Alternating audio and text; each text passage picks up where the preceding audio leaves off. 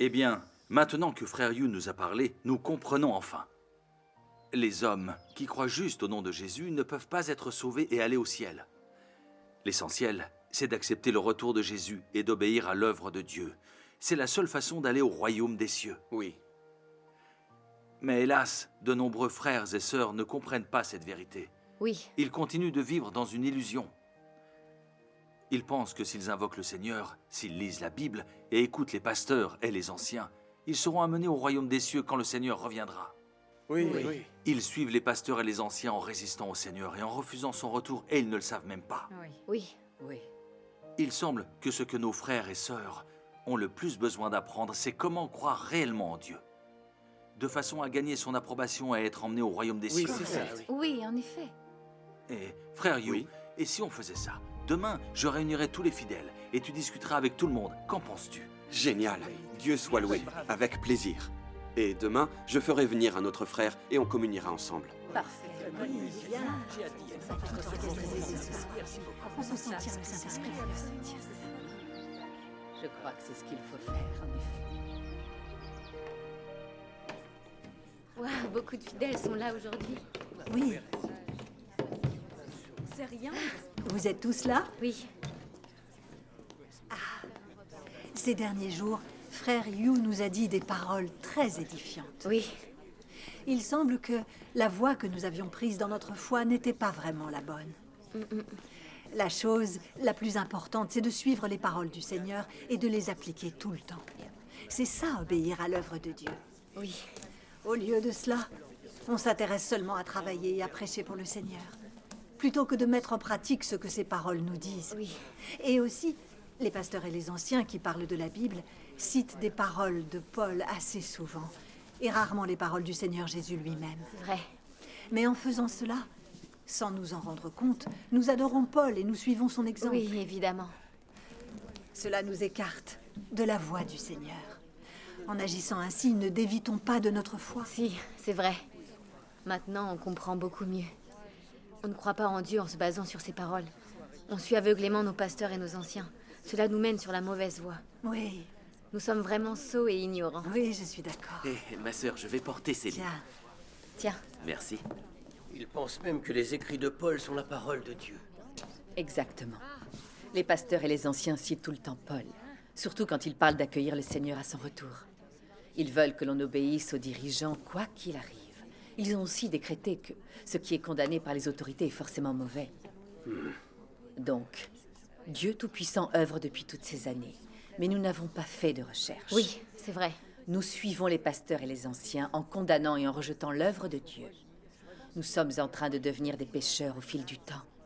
Et on va devoir subir des châtiments. Oh, les conséquences seront très graves. Rien que d'y penser, ça me donne la chair de poule. Je sais. Oui. On a écouté les pasteurs et les anciens interpréter la Bible pendant longtemps. Mais au lieu d'appliquer et de connaître les paroles de Jésus, on ne se souvient que des paroles de Paul. Et au final, Jésus a de moins en moins de place dans notre cœur. On s'écarte de la voie du Seigneur, non? Si, c'est vrai. Si, oui. Nous obéissons aveuglément à nos pasteurs et nos anciens. Nous les laissons établir les normes et tout contrôler. Même quand il s'agit d'étudier la vraie voie, on leur demande leur approbation. Oui, c'est vrai. N'est-il pas évident que nous adorons et suivons des hommes? Si, c'est vrai. Je ne suis pas du tout d'accord avec toi. Frère Yu, allez viens t'asseoir. Qui est-ce? Oh, c'est frère Zhao. Bonjour, Bonjour, enchanté. mon frère. Venez vous asseoir. Bonjour. Allez-y, prenez tous un siège. Il est foncièrement... Écoutons attentivement, c'est une occasion à ne pas rater. On attend le retour de Dieu avec impatience, non? Bien sûr. Oui, merci pour cette réunion. C'est Dieu qui nous guidera. Oui. Mes frères et sœurs, s'il vous plaît, veuillez reprendre votre discussion. Vas-y, Sorma. Qu'est-ce que tu nous disais? Alors je vais continuer. Je ne suis pas d'accord avec toi, même pas du tout. Les paroles de Paul sont reproduites dans la Bible. Elles ont donc été inspirées par Dieu. C'est Dieu qui parle. Amen. Les pasteurs et les anciens parlent peut-être des paroles de Paul un peu plus que celles des autres. Mais ils témoignent du Seigneur et font ses louanges. Ils ne dévient pas de la Bible ou des paroles du Seigneur. Amen. Amen. Oui. Croire au Seigneur, c'est croire à la Bible, quelle que soit la confession. Si elle s'éloigne de la Bible, c'est une hérésie. Amen. Comme nous croyons en Dieu, nous devons agir en accord avec la Bible. Nous devons suivre les paroles qu'elle contient. Oui. La Bible est le droit canon de la chrétienté, le fondement de notre foi. Amen. Oui. Abandonner la Bible, c'est nier Dieu. Si on renie la Bible, comment peut-on croire en Dieu? Elle a raison, ça n'a pas de sens. Les paroles du Seigneur sont dans la Bible. Pouvons-nous trouver ces paroles ailleurs? Si notre foi n'est pas fondée là-dessus, alors sur quoi se base-t-elle? Oui. Alors dites-moi, ai-je raison? Oh oui, Oui. oui. Eh oui, bien sûr. Oui, c'est vrai. C'est Elle a évident raison. de tout. La Bible est le fondement de notre C'est foi. ça, bah oui. Tous les chrétiens n'ont-ils pas toujours fondé leur foi sur ces textes? Si. Vous voyez bien, quel genre de croyant n'a pas la Bible? Les gens qui n'ont pas la Bible ne sont certainement pas des chrétiens. Les non-croyants ne possèdent pas de Bible parce qu'ils ne croient pas en Dieu. C'est Oui, exact. oui. Donc, croire au Seigneur, c'est croire en la Bible. Nous devons respecter ce qu'il y a dedans et nous accrocher à ce qui est écrit. C'est la pure vérité. Amen. J'en ai une, je la lis tout le temps. Oui, moi aussi. Sœur Ma, tu dis que comme les paroles de Paul sont dans la Bible, elles ont été inspirées par Dieu. Elles sont ses paroles. Ce n'est pas correct, tu ne crois pas? Comment ça? Jésus a-t-il un jour affirmé que toute écriture était inspirée de Dieu? Et le Saint-Esprit l'a-t-il aussi confirmé? Non, Non, jamais. Surtout pas. Non, non, non. Alors si c'est non, comment peux-tu affirmer que tout ce qui est écrit dans la Bible a été inspiré par Dieu? Tous ceux qui connaissent la Bible savent que les paroles de Dieu transmises par les prophètes sont indiquées comme telles. C'est vrai. On distingue clairement quelles paroles ont été inspirées par Dieu et qui viennent du Seigneur, de celles écrites par des hommes. Tout à fait. Oui, oui, oui. Mais rien n'indique que les paroles dans les épîtres de Paul ont été inspirées par Dieu, ni qu'elles viennent directement de Dieu. Non, rien ne l'indique. Alors comment peux-tu dire que les paroles de Paul sont forcément les paroles de Dieu? Oui. Paul était-il un prophète? Non. La Bible dit-elle que Paul a été chargé par Dieu de transmettre ses paroles? Non, pas du tout. Pas du tout. Exactement, elle ne le dit pas. Nous savons tous que Paul n'était qu'un apôtre de l'Évangile, c'est tout. Les lettres qu'il a écrites à chaque église ne visaient qu'à consoler et à encourager ses frères et sœurs dans les temps difficiles. Oui. Les textes de Paul n'évoquent que son savoir et ses expériences vécues. Ils viennent d'un humain. Tout à fait. Oui, oui. Du coup, comment peut-on dire que ces paroles viennent de Dieu? Exact. Il y a une chose qui doit être claire pour tout le monde. Seul le Dieu qui s'est incarné peut exprimer la parole de Dieu. Parce que l'essence du Christ est Dieu lui-même. Amen. Paul n'est qu'un homme. Il n'est pas le Christ. Ah oui. Par conséquent, même si les paroles de Paul sont dans la Bible, ce ne sont que celles d'un homme. Oui. C'est un fait que personne ne peut nier. Exactement. Oui. Les paroles de Dieu sont les paroles de Dieu. Les paroles de l'homme sont les paroles de l'homme. Les paroles de l'homme ne deviendront jamais les paroles de Dieu. Évidemment. Nous ne pouvons pas traiter les mots de l'homme comme les paroles de Dieu simplement parce qu'ils sont dans la Bible. Oui, c'est exact. Si l'on sait que ce sont les mots de l'homme, mais que l'on veut quand même les considérer comme les paroles de Dieu, n'est-ce pas déformer les faits et trahir la vérité? Oui. N'est-ce pas s'opposer à Dieu et blasphémer contre lui? Absolument, nous ne pouvons pas faire ça. C'est juste. Frère Zeng a raison. Oui, c'est tout à fait ça. Et pourtant, il n'écoute l'éclair oriental que depuis quelques mois. Il est vite devenu très perspicace. C'est fou ce qu'il a fait, des progrès. Ah, c'est génial. Apparemment, l'éclair oriental vient vraiment de l'œuvre. Nous devons nous diriger vers vraiment la vérité. Oui. Ont à nous dire. Eh, pourquoi frère Liu et sœur Jiang ne sont pas là? Oui. Que se passe-t-il? Ils ne viendront pas. Comme vous, je suis dans la... Ils suivent les sermons de l'éclair oriental avec frère Zeng. Quoi? Oh là là. Si frère Liu et sœur Jiang croient, eux, à l'éclair oriental, on va avoir des ennuis. Oui. Ils ont beaucoup de prestige dans l'Église. Ils vont sûrement pousser d'autres fidèles à croire aussi en l'éclair oriental. Si ça continue, les piliers de l'Église ainsi que d'autres bons croyants vont tous croire à l'éclair oriental. Notre très chère Église n'y survivra pas. Oui, c'est incroyable. Disparaître. Oui. Oh, je n'aurais jamais pensé que les meilleurs membres de notre église accepteraient d'aller écouter les sermons du prédicateur de l'éclair oriental. Pourtant, ils connaissent la Bible. Cet éclair oriental est vraiment trop puissant. Oui. On essaye sans arrêt de les empêcher de le suivre, mais ils s'obstinent à vouloir étudier l'éclair oriental. Oui. Le nombre des fidèles dans cette assemblée ne cesse de diminuer. Ancien Son, dis-nous ce que l'on doit faire. Il ne faut pas se laisser faire. Ça ne peut pas continuer comme ça. C'est une vraie urgence. On doit vite Moi, je réagir. pense que Tu sais très bien. exclure Zeng et les autres est loin d'être suffisant. On doit les amener à la chute et à la honte. Oh oui, C'est ça. Bien sûr. Commençons par le plus urgent. Dites à tous de prier le Seigneur pour qu'il les maudisse. C'est ça, on va les maudire. Excellente idée, c'est un bon idée. Et aussi, vous allez tous promettre au Seigneur que vous n'approcherez pas l'éclair oriental et que vous ne lirez pas leurs textes. Oui. De cette façon, personne ne se renseignera plus sur l'éclair oriental. Alors dites-moi, que pensez-vous de ce plan? C'est très bien. Oui, c'est formidable. Et, ancien Sun, je pense que si nous ne voulons pas que les fidèles écoutent l'éclair oriental, nous devrions insinuer que Zheng Zung a reçu de l'argent du prédicateur pour lui amener des adeptes. Bonne idée. Sinon, pourquoi ferait-il tant d'efforts pour plaire à l'éclair oriental? Bonne question. Ces hommes-là ne vivent que pour l'argent. Ils ne pensent qu'à leurs intérêts. Oui, c'est vrai, c'est exactement ça. Si on leur tient ce discours, ils vont forcément le croire. Eh, c'est une très bonne idée. Bonne idée. C'est ce qu'on va faire. Oui, une très bonne idée. Oui, c'est ça. C'est une idée géniale. Oui, c'est formidable. C'est ce que nous devons faire. Et aussi, l'Église a rassemblé des tracts du Parti communiste et des églises qui résistent à l'éclair oriental et le condamnent. On en a fait une petite brochure. Vous devriez donner une de ces brochures à chaque fidèle que vous connaissez. D'accord. Compte sur nous. Comme ça, les fidèles n'auront plus envie d'écouter l'éclair oriental. Oui. Excellent. Ce que nous allons faire, c'est un bon plan. Et ancien Sun, en résistant à l'éclair oriental, nous obéissons aux autorités. C'est totalement conforme à la Bible. Oui. C'est vrai.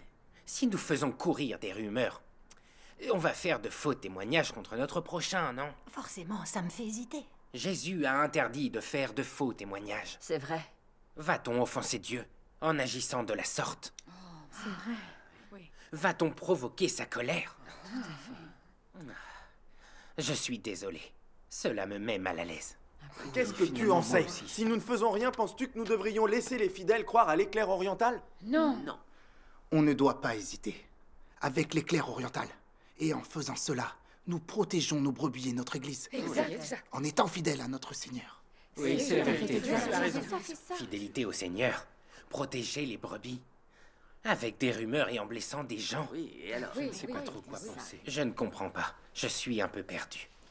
Ta foi aura été totalement vaine si tu n'es pas capable de comprendre C'est cela. assez difficile. C'est comme très situation. simple. Vois ça comme ça. On doit faire le nécessaire pour protéger notre Église. Tant que nos intentions sont bonnes, nous ne faisons pas de mal. Je vous le garantis. Amen. C'est Ne vrai. vous inquiétez pas, faites ce que je vous demande. S'il y a des problèmes, j'en assumerai la responsabilité. Si tu le dis, alors j'ai l'esprit Il tranquille. a raison. Nous devons le faire. À présent, nous devons résister à l'éclair oriental. Oui, c'est vrai. Et si cela ne marche pas, nous avons un dernier recours. Et comment ça? On a accordé trop d'importance aux paroles de Paul. On les a considérées comme celles du Frères et Seigneur. sœurs, Assez délicate. le problème dont nous venons de parler est très important. Oui. Exact. De ceci dépend directement le fait que notre croyance puisse obtenir son approbation et notre place au royaume des cieux. Oui. Oui. En vérité, beaucoup de croyants dans le monde religieux pensent que croire en Dieu, c'est croire à la Bible. S'en tenir à la Bible, c'est croire en Dieu. Alors, dites-moi, ce point de vue est-il conforme à ces paroles? Jésus a-t-il jamais dit « S'en tenir à la Bible, c'est croire au Seigneur » Bien sûr que non. Eh bien, selon ce point de vue, croire en Dieu, c'est croire en la Bible. On doit toujours appliquer la Bible. S'en tenir à la Bible, c'est croire en Dieu. Concentrons-nous tous. Pensez aux principaux sacrificateurs, aux scribes et aux pharisiens. Leur foi en Dieu était fondée sur la Bible. Ils la vénéraient, n'est-ce pas? Oui, c'est vrai. Exact. Qu'en a-t-il résulté? Quand Jésus est apparu et a effectué son œuvre, ils l'ont rejeté, ne lui ont pas obéi. Et pire encore, ils ont jugé et condamné Jésus en se fondant sur le fait qu'il outrepassait la loi de l'Ancien Testament. Oui, C'est vrai. Ils l'ont aussi condamné pour blasphème en l'accusant d'énoncer les paroles de Dieu alors qu'il n'en avait pas le droit. Comme châtiment, Jésus a été cloué vivant sur une croix en bois. C'est vrai. À la lumière de ce fait, ose-t-on encore dire que croire en Dieu, c'est croire en la Bible, et que s'en tenir à la Bible, c'est croire en Dieu? Je trouve qu'il simplifie un peu trop l'histoire. Exagère. Quand les gens placent la Bible au-dessus de tout le reste, cela signifie-t-il qu'ils craignent Dieu et le glorifient? Lorsque les gens ont une foi aveugle en la Bible, cela signifie-t-il qu'ils obéissent à Dieu et qu'ils l'adorent? Non. Cela signifie-t-il qu'ils suivent la volonté de Dieu? Non. Certains croyants croient uniquement en la Bible et s'en tiennent à elle. Ils ne peuvent pas glorifier le Seigneur ou pratiquer ses paroles et les vivre. Ils ne cherchent pas la vérité, n'obéissent pas à l'œuvre de Dieu, ni ne suivent son exemple. Ces personnes résistent même avec fanatisme à l'œuvre de Dieu et la condamnent en se fondant sur la Bible. N'agissent-ils pas comme des pharisiens hypocrites? Ne sont-ils pas des antéchrists qui considèrent Dieu comme leur ennemi? Maintenant, je comprends. Un jour, Jésus a réprimandé les pharisiens ainsi. « Vous sondez les Écritures, parce que vous pensez avoir en elles la vie éternelle. Ce sont elles qui rendent témoignage de moi. Et vous ne voulez pas venir à moi pour avoir la vie. » Le Seigneur Jésus a très clairement dénoncé la mauvaise nature de la foi des pharisiens. La foi des pharisiens était uniquement basée sur les textes de la Bible. Ils faisaient tout conformément à eux. La Bible passait avant toute autre chose. Ils pensaient qu'elle leur donnerait la vie éternelle. Cependant, ils n'ont pas accepté la vérité exprimée par le Seigneur Jésus. Ils ont choisi de garder la Bible plutôt que de suivre Jésus. Ils s'en sont tenus obstinément à la Bible. Et ils ont même utilisé des interprétations littérales de certains passages pour attaquer Jésus et nier les vérités qu'il exprimait. À la fin, ils ont pris Jésus et l'ont fait arrêter et crucifier. C'est pour cela qu'ils ont été maudits et punis. Oui, c'est la réalité. Par conséquent, si un croyant croit uniquement en la Bible et l'adore, mais refuse d'accorder du crédit au Christ et rejette l'œuvre et les consignes de Dieu, il est certain que ce croyant ne recevra pas les louanges de Dieu. Oui, c'est vrai, c'est sûr. Dites-moi, est-ce que j'ai raison? Oui, c'est beaucoup trop dangereux de se cantonner à ces textes. Ah oui, tu crois? Mes frères et mes sœurs, lisons 2 passages des paroles de Dieu Tout-Puissant. D'accord. Page 944, s'il vous plaît. Lisons ensemble. Oui. Dieu Tout-Puissant dit: Depuis le temps où il y a la Bible, la foi des gens au Seigneur a été la foi dans la Bible. Au lieu de dire que les gens croient au Seigneur, il vaut mieux dire qu'ils croient dans la Bible. Au lieu de dire qu'ils ont commencé à lire la Bible, il vaut mieux dire qu'ils ont commencé à croire dans la Bible. Et au lieu de dire qu'ils sont revenus devant le Seigneur, il vaut mieux dire qu'ils sont revenus devant la Bible. Ainsi, les gens révèrent la Bible comme si elle était Dieu, comme si elle était leur vie. Et perdre la Bible serait la même chose que de perdre leur vie. Les gens révèrent la Bible autant qu'ils révèrent Dieu. Il y en a même qui la considèrent comme supérieure à Dieu. Si les gens n'ont pas l'œuvre du Saint-Esprit, s'ils ne peuvent pas sentir la présence de Dieu, ils peuvent continuer à vivre. Mais dès qu'ils perdent la Bible, ou ces chapitres et passages célèbres à la Bible, c'est comme s'ils perdaient leur vie. Ils ne croient en mon existence que dans le cadre de la Bible. Pour eux, je suis tout comme la Bible. Sans la Bible, je n'existe pas. Et sans moi, il n'y a pas de Bible. Ils ne prêtent aucune attention à mon existence ou à mes actions, mais accordent plutôt une attention soutenue et particulière à chaque mot des Saintes Écritures. Et beaucoup d'entre eux pensent même que je ne devrais pas faire ce que je veux faire, à moins que ce ne soit prédit dans les Saintes Écritures.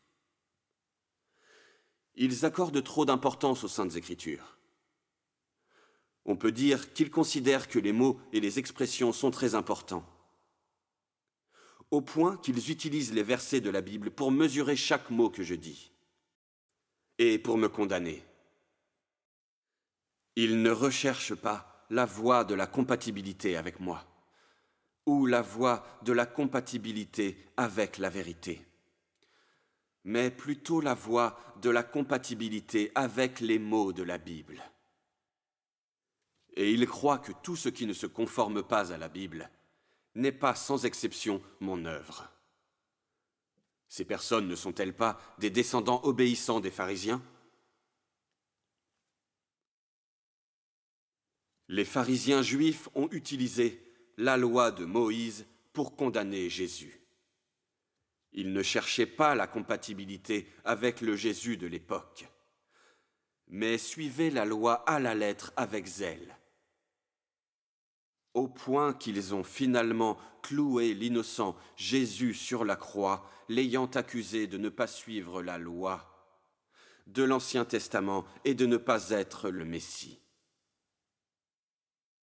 Quelle était leur essence?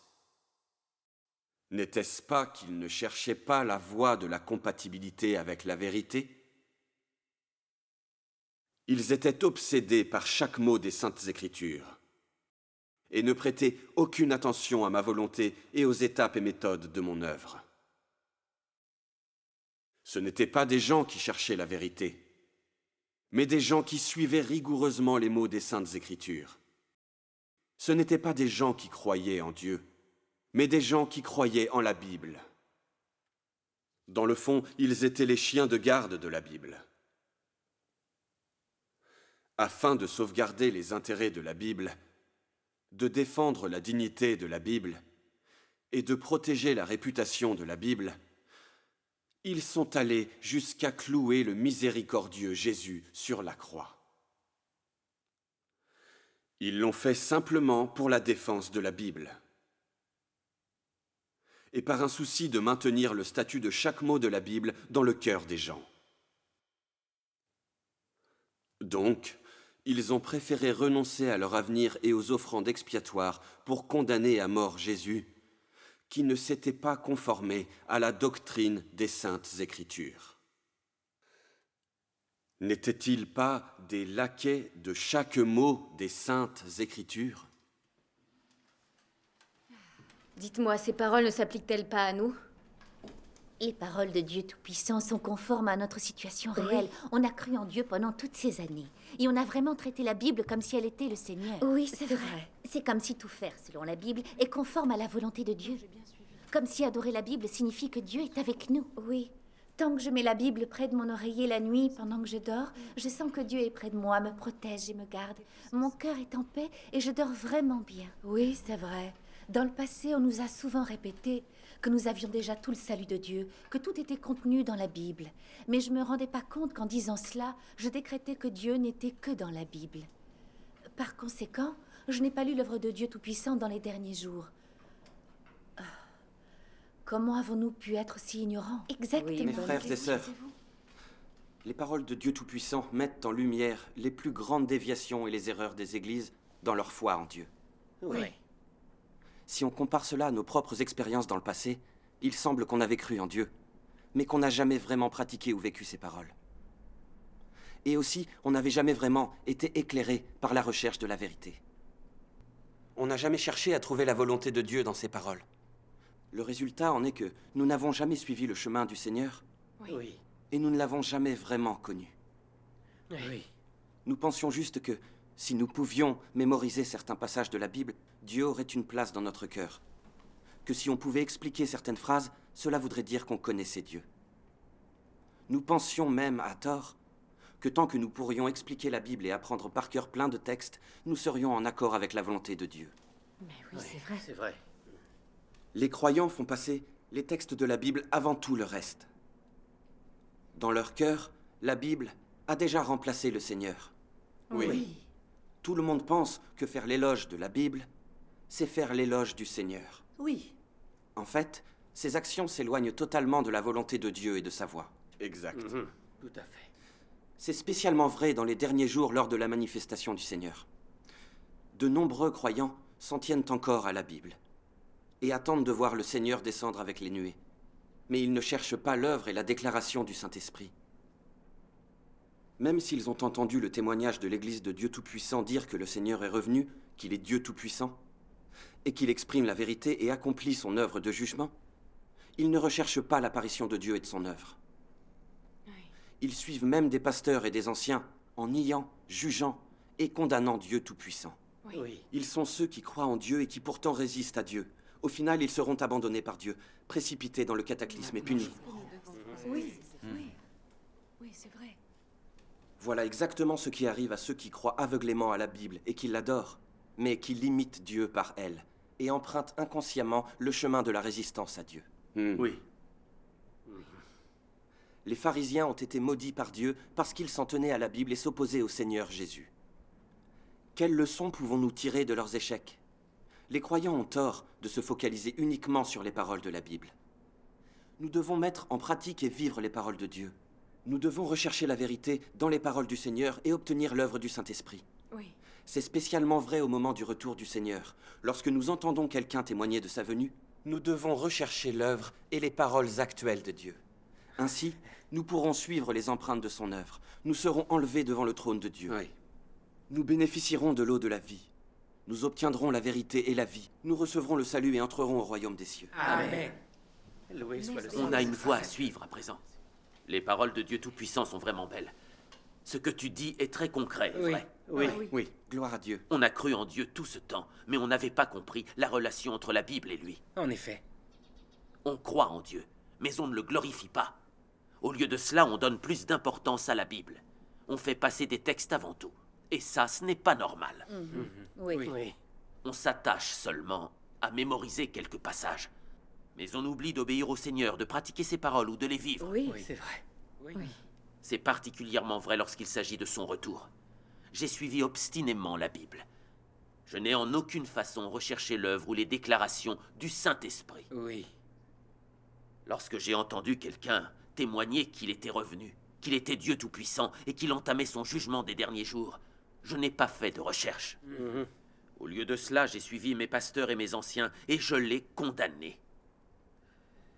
Ah. Quand on croit ainsi en Dieu, en quoi est-on finalement différent de ces pharisiens hypocrites?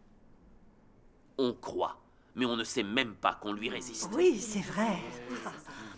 Oui, c'est vrai. Si Dieu Tout-Puissant ne nous avait pas révélé cela, sans ses paroles pour nous guider, personne n'aurait découvert les dérives ou les erreurs dans sa foi. Oui, En réalité, avant que Dieu ne parle ou ne commence sa nouvelle œuvre, notre croyance basée sur les textes de la Bible n'était pas mauvaise. Parce que la Bible témoigne de l'existence de Dieu. C'est le recueil authentique des paroles et de l'œuvre de Dieu pendant l'ère de la loi et l'ère de la grâce. Bien sûr. En lisant la Bible, nous prenons conscience de l'existence de Dieu. Nous connaissons la toute-puissance et la sagesse de Dieu grâce à ces textes, comment il a créé le ciel et la terre. Exact. On peut y lire ce que Dieu a dit et tout ce qu'il a fait pendant les 2 premières étapes de son œuvre. Ses souhaits et ses exigences pour l'humanité, ses nombreuses actions, ce qu'il a révélé à l'humanité, tout ce qu'il attend de nous. Oui. Oui. En particulier, la Bible contient le récit de l'œuvre de rédemption du Seigneur Jésus pendant l'ère de grâce. L'abondance de grâce et de vérité qu'il a donnée à l'humanité, nous permettant de voir le véritable amour et la vraie miséricorde que Dieu a pour nous. Dieu soit loué. Oui, c'est exactement ça, il a raison. Si on n'avait pas les textes de la Bible, il nous serait difficile de comprendre l'œuvre passée de Dieu. oui. C'est pourquoi la Bible est devenue un livre nécessaire, un classique pour nous les croyants. Oui. Tout à fait. La Bible est très précieuse pour nous qui croyons en Dieu, le reconnaissons et empruntons le bon chemin de vie. Ah oui, c'est vrai. Bien sûr, parfaitement. Cependant, quelle que soit la valeur de la Bible ou de ce qu'elle a donné à l'humanité, la Bible ne représente pas Dieu, Exact. ni l'œuvre du Saint-Esprit. Et elle remplace encore moins Dieu dans son œuvre de salut. Correct. C'est vrai, n'est-ce pas? Oui. Oui. C'est un fait. Je suis d'accord. Dieu est le Seigneur de la création, la source de toute vie. Dieu donne à l'humanité un flot de vie continu, et ce flot de vie est tout simplement inépuisable. Amen. Néanmoins, la Bible n'est qu'un livre historique sur l'œuvre passée de Dieu. Comment peut-elle être équivalente à Dieu? N'importe quoi, ça n'a rien à voir. On ne peut pas la mettre au même niveau que La Dieu. Bible, c'est la Bible. Dieu, c'est Dieu. La Bible et Dieu sont 2 choses différentes. Oui. Croire en la Bible ne signifie pas croire en Dieu. Correct. Alors dites-moi, est-ce que c'est vrai? Évidemment. Bien sûr. Je comprends mieux maintenant. La Bible n'est qu'un recueil décrivant l'œuvre et les paroles de Dieu, tandis que Dieu est véritable et vivant. Oui, c'est ça. Dieu est la source de toute vie. Exact. Absolument. On ne peut pas comparer la Bible à Dieu. Et attendez, cela me rappelle une histoire. Ce n'est pas tout à fait équivalent, mais cela illustre bien le problème. Quelle histoire. Vas-y, on t'écoute, Oui, tout à raconte. fait. Il était une fois un père qui était au loin et qui écrivit une longue lettre à son fils. Chaque jour, son fils tenait la lettre serrée dans sa main et ses larmes coulaient à flots. Il désirait ardemment que son père revienne et soit avec lui. Et un beau matin, son père est revenu d'un pays très très lointain. Qu'est-ce qui s'est passé? On veut savoir. Son fils ne l'a pas reconnu et a dit que c'était la lettre qui était son père. Je vous le demande, ce fils n'est-il pas totalement idiot au final? Ne faut-il pas que le père réprimande alors son enfant? Si, je trouve que c'est une bonne analogie. Cela explique le problème. Oui. On peut alors voir que nous pensions auparavant que la Bible représentait Dieu et que l'un équivalait à l'autre. Maintenant, ce n'est plus du tout valable. C'est vrai. Exact. Tu as absolument raison. Dieu soit loué. C'est pourquoi notre foi ne peut pas être juste fondée sur la Bible. Le plus important, c'est de fonder notre foi sur ce que Dieu dit et sur ce que fait le Saint-Esprit. C'est essentiel lorsqu'il s'agit de la foi. Oui. Si on ne comprend même pas ce fait élémentaire sur la foi en Dieu, n'est-on pas insensé et ignorant? C'est ce qui s'est passé à l'ère de la grâce, quand Jésus est venu et a effectué son œuvre. L'homme obtiendrait-il l'œuvre du Saint-Esprit s'il se contentait de lire l'Ancien Testament, mais s'il niait les paroles et l'œuvre de Jésus? Non, évidemment. Jésus lui donnerait-il le salut et sa grâce? Non, jamais. Exact. Bien sûr que non. Alors, quand Jésus est revenu dans les derniers jours, en tant que Dieu Tout-Puissant, et qu'il exprime la vérité et accomplit son œuvre de jugement, nous qui ne nous basons que sur les textes de la Bible et sur l'œuvre du Seigneur Jésus, pouvons-nous obtenir l'œuvre du Saint-Esprit et le salut de Dieu dans les derniers jours? Certainement pas, ma sœur. Nous ne pouvons pas nous cantonner à la Bible. Correct. C'est pourquoi, quand Dieu accomplit sa nouvelle œuvre, nous devons alors rechercher partout dans ses paroles la vérité, écouter sa voix, suivre ses empreintes dans son œuvre, Oui, tout à fait. et faire l'expérience du jugement et du châtiment de ses paroles. Ce n'est qu'en faisant l'expérience de son œuvre que nous pourrons obtenir la vérité, connaître Dieu, et atteindre la purification et le salut. Cette sorte de foi est la seule façon d'obtenir son éloge. Amen. C'est tout à fait ça. On aurait vraiment dû les inviter plus tôt, ces deux-là. Ah, c'est plus clair. Oui,